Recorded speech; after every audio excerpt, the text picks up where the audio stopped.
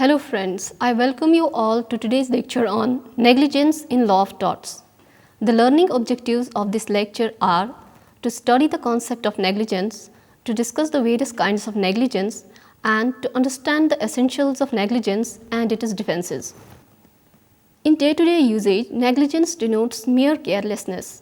In legal sense, it signifies failure to exercise the standard of care which the doer as a reasonable man should by law have exercised in the circumstances. Generally speaking, there is a legal duty to take care where it was or should have been reasonably foreseeable that failure to do so was likely to cause injury.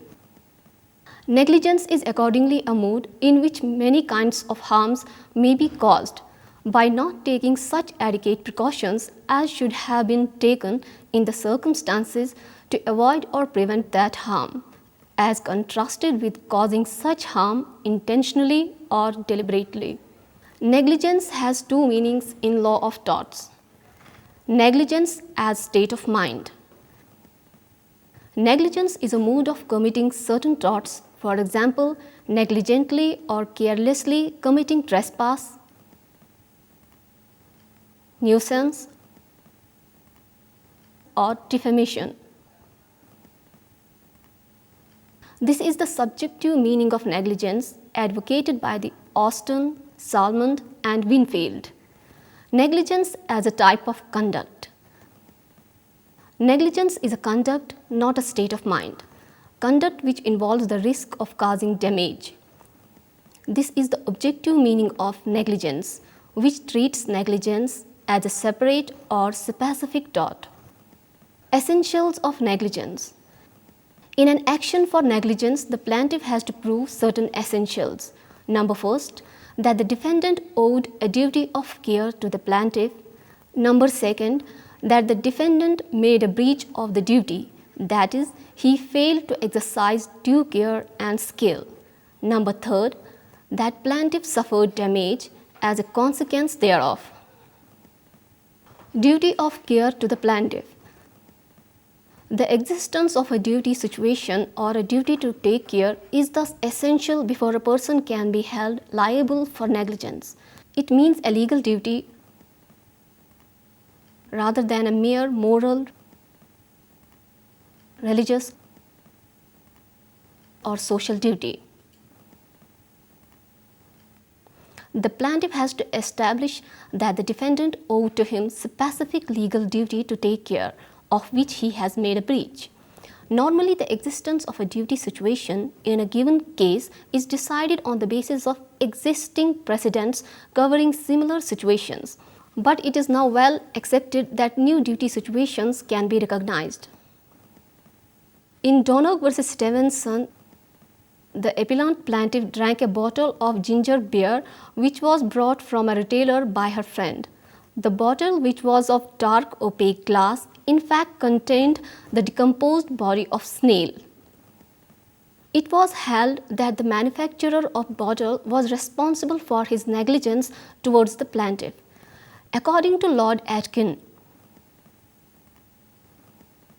a manufacturer of the products which he sells in such a form as to show that he intends them to reach the ultimate consumer in the form in which they left him with no reasonable possibility of intermediate examination, and with the knowledge that the absence of the reasonable care in the preparation or putting of the products will result in an injury to consumer's life or property, owes a duty to the customer to take that reasonable care.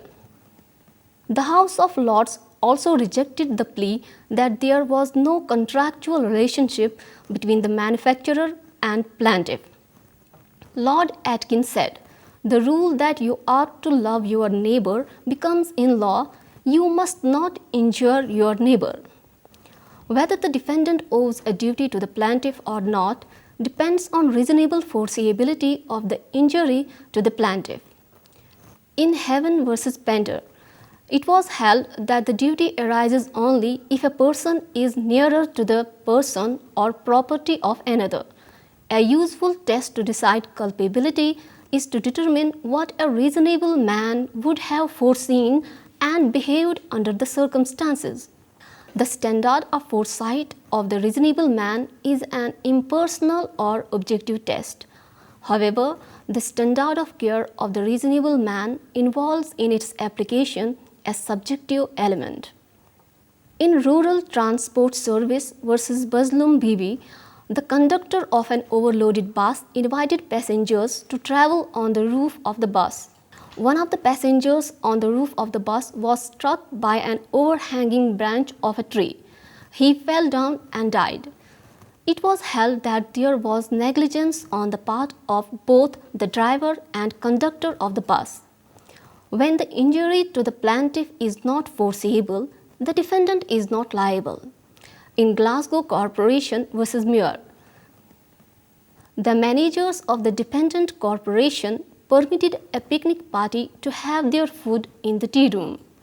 Two members of the picnic party were carrying a big urn containing 6 to 9 gallons of tea to a tea room through a passage while some children were buying ice creams. Suddenly, one of the persons lost the grip of the handle of urn and 6 children, including the plaintiff, were injured. It was held that the managers could not anticipate such an event and therefore she had no duty to take precautions. Hence, neither she nor the corporation could be held liable. To establish negligence, it is not enough to prove that the injury was foreseeable, but a reasonable likelihood of the injury has also to be shown. The duty is to guard against reasonable probabilities rather than bare or remote or fantastic possibilities. In Fardon versus Harcourt, the defendant parked his car by the roadside and left a dog inside the car. The dog jumped out and smashed a glass panel. A splinter from this glass injured the plaintiff while he was walking. It was held that the accident being very unlikely, the defendant was not liable. In Bolton versus Stone, a person on road was injured by a ball hit by a player on a cricket ground. The ground had been used for 90 years and during the last 30 years the ball had been hit in the highway on about 6 occasions but no one had been injured. It was held that the defendant were not negligent. When the defendant owed a duty of care to persons rather than the plaintiff cannot sue even if he might have been injured by the defendant's act. Thus, the duty must be owed to the plaintiff. In Palsgraf versus Long Island Railroad Company, a passenger carrying a package was trying to board a moving train. He seemed to be unsteady as if about to fall. A railway guard, with an idea to help him, pushed him from behind. In this act, the package fell, resulting in an explosion, as a result of which the plaintiff was injured. It was held that the guard, if acted negligently to the holder of the package, was not negligent in relation to the plaintiff standing far away. Similarly, counsel has a duty towards client. The counsel should be careful in performing his professional duties. On the same analogy, a person engaged in some particular profession is supposed to have the requisite knowledge and skill needed for the purpose, and he has a duty to exercise reasonable degree of care in the conduct of his duties. The standard of care needed in a particular case depends on the professional skill expected from the persons belonging to a particular class. A surgeon or anesthetist will be judged by the standard of an average practitioner of class to which he belongs. In case of specialists, a higher degree of skill is needed. Explaining the nature of duty of care in medical profession, the Supreme Court observed in Dr. Lakshman Balkrishna Joshi versus Trimbak Bapu Godbole, I quote, "The petitioner must bring to his task a reasonable degree of skill. and knowledge and must exercise a reasonable degree of care. Neither the very highest nor a very low degree of care and competence judged in the light of the particular circumstances of each case is what the law requires. The doctor no doubt has a discretion in choosing treatment which he proposes to give to the patient, and such discretion is relatively ampler in cases of emergency." Unquote. Breach of duty. After the plaintiff has shown that defendant owed a duty to him, the plaintiff, to succeed in a claim for negligence, has next to show that the defendant was in breach of this duty. It means not taking due care which is required in a particular case. The law requires 2 points into consideration to determine the standard of care required: the importance of the object to be attained. The law does not require greatest possible care, but the care required is that of a reasonable and prudent man under certain circumstances. The amount of care, skill, diligence, or the like vary according to the particular case. The prudent man, ordinarily with regard to undertaking an act, is the man who has acquired that special skill to do the act which he undertakes. A man who has not acquired that special skill is imprudent in undertaking to do the act, however careful he may be, and however great his skill in other things. The law permits taking chance of some measures of risks, so that in public interest various kinds of activities should go on, as has been pointed in Dabron versus Bath Tramways, that if all the trains in this country were restricted to a speed of 5 miles an hour, there would be fewer accidents, but our national life would be intolerably slowed down. The purpose to be served, if sufficiently important, justifies the assumption of the abnormal risk. A balance has therefore to be drawn between the importance and usefulness of an act and the risk created thereby. Thus, a certain speed may not be negligent for a fire brigade vehicle, but the same speed may be an act of negligence for another vehicle. In Latimore versus AEC Limited, due to heavy rain, a factory was flooded with water which got mixed with some oily substances. The floors in the factory had become slippery. The factory owners spread all the available sawdust, but some oily patches still remained there. The plaintiff slipped and was injured. It was held that the defendants had acted reasonably and therefore they were not liable. The magnitude of risk. The degree of care which a man is required to use in a particular situation in order to avoid the imputation of negligence varies with the obviousness of the risk. If the danger of doing injury to the person or property of another by the pursuance of a certain line of conduct is great, the individual who proposes to pursue that particular course is bound to use great care in order to avoid the foreseeable harm. On the other hand, if the danger is slight, only a slight amount of care is required. Thus, the driver of a vehicle has to observe a greater care when he is passing through a school zone, or he finds a blind man, a child, or an old man. There is no absolute standard, but it may be said generally that the degree of care required varies directly with the risk involved.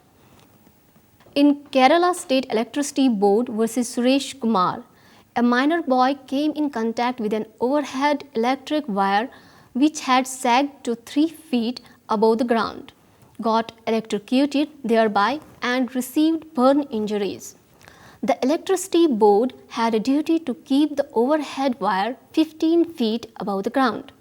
The board was held liable for breach of its statutory duty.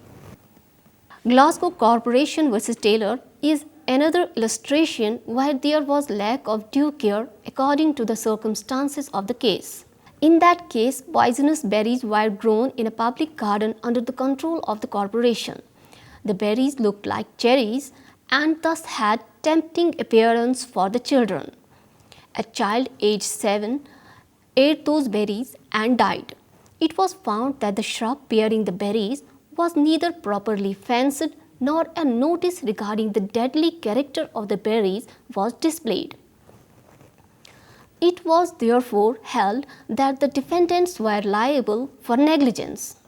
Similarly, in Vishwanath Gupta versus Munna, the driving of a truck at a speed of 10 to 12 miles per hour was held to be negligent when the children playing on a road were visible to the driver and he could anticipate that some of them may cross the road on seeing the approaching truck.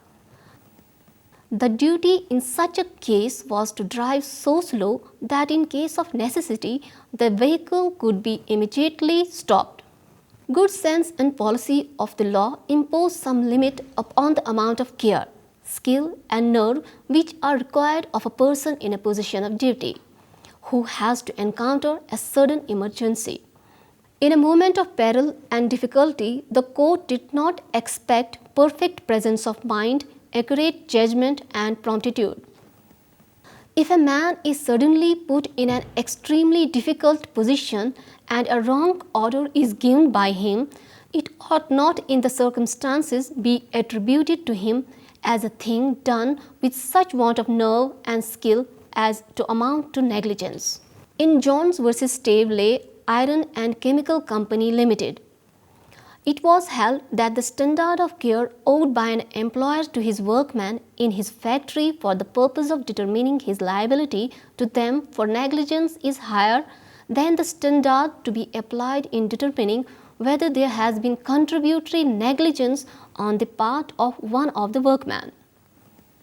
Damages. It is also necessary that the defendant's breach of duty must cause damage to the plaintiff. The plaintiff has also to show that the damage thus caused is not too remote a consequence of the defendant's negligence. The general rule is that it is for the plaintiff to prove that the defendant was negligent. Initial burden of making a prima facie case against the defendant is on plaintiff. But once this onus is discharged, it will be for the defendant to prove that the incident was the result of inevitable accident or contributory negligence on the part of the plaintiff. Direct evidence of the negligence, however, is not necessary, and the same may be inferred from the circumstances of the case. Though as a general rule, the plaintiff has to discharge the burden of proving negligence on the part of the defendant. There are, however, certain cases when the plaintiff need not prove that, and the inference of negligence is drawn from the facts. There is a presumption of negligence according to the Latin maxim res ipsa loquitur, which means the thing speaks for itself. In such a case, it is sufficient for the plaintiff to prove accident and nothing more. The defendant can, however, avoid his liability by disapproving negligence on his part. Certain things regarding this maxim have to be kept in mind. These include: the maxim is not a rule of law, it is a rule of evidence benefiting the plaintiff because the true cause of accident may lie solely within the defendant's knowledge. The maxim applies when the injurious agency was under the management or control of the defendant, and the accident is such as in the ordinary course of things does not happen if those who have the management use proper care. The maxim has no application when the accident is capable of two explanations. Also, it does not apply when the facts are sufficiently known. If a brick falls from a building and injures a passerby on the highway, or the goods while in the possession of a bailee are lost, or a stone is found in a bun, or a bus going on a road overturns, or death of a person is caused by live broken electric wire in a street, a presumption of negligence is raised. In Municipal Corporation Delhi versus Subhagwati, due to the collapse of the clock tower situated opposite to Town Hall in the main bazaar of Chandni Chowk, Delhi, a number of persons died. The clock tower belonged to the Municipal Corporation of Delhi.